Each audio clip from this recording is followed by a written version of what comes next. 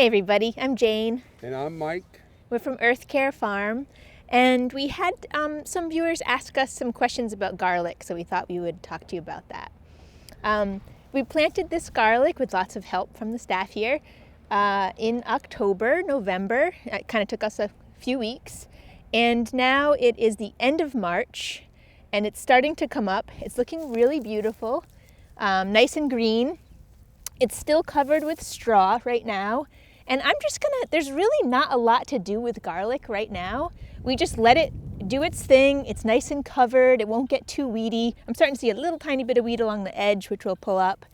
And the next thing we're gonna do is just in June, these are gonna grow these beautiful curly scapes, which we'll cut and eat and sell some of.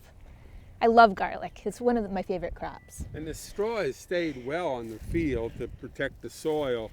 And it's been very, very windy. So sometimes you can lose your straw due to the heavy winds that we're experiencing with this climate change. Things are a little more intense than they used to be.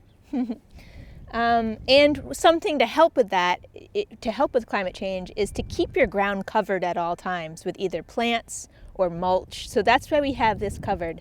Having the soil exposed and bare just actually does release some carbon to the atmosphere, and we're trying to keep all that carbon in the soil where it will grow healthy plants. Not having it covered is not the best for the microorganisms and all the soil life in there. Yeah. So the cover is very helpful, and this worked out well. It didn't blow away. Yeah, so let's grow some healthy plants this year. Thank you so much.